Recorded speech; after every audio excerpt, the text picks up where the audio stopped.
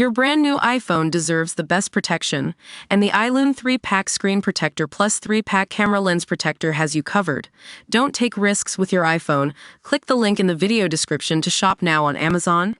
We're living in a time where politicians are being asked to take a trip to Israel on an Israeli government-sponsored trip, with no public announcement and just a month's notice.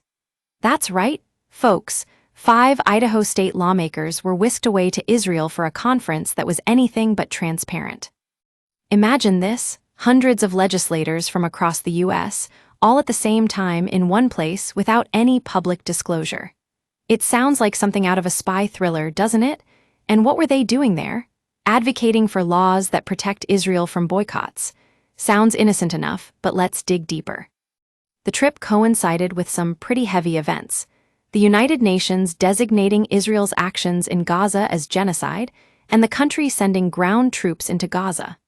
Over 65,000 Palestinians have been killed since October of last year, including 17,000 children. You can't just gloss over that kind of violence without acknowledging it. Now, these lawmakers are now pushing for even more anti-boycott laws in Idaho, under the guise of protecting Israel's interests. But what about our own country's values? Shouldn't we be concerned when politicians take a trip paid by another government to push legislation that restricts free speech? That's right, this whole thing reeks of bribery and corruption. I'm talking about an Israeli initiative called 50 States, 1 Israel, which aims to pass anti-boycott laws across the country. It sounds like a clever PR stunt to me. The boycott movement, on the other hand, has a rich history that dates back to the early 2000s. It's all about nonviolent pressure from Palestinians and their supporters to force Israel into recognizing Palestinian rights and ending its occupation of territories. That is what our country was founded upon: freedom and collective expression.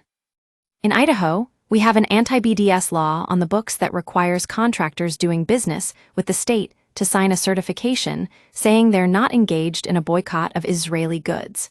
But here's the thing: it only applies to contracts under $100,000 or with companies with fewer than 10 employees.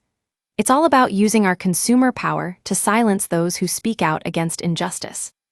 Now, some lawmakers might say this is an opportunity to engage in dialogue and express their concerns directly to Israeli officials.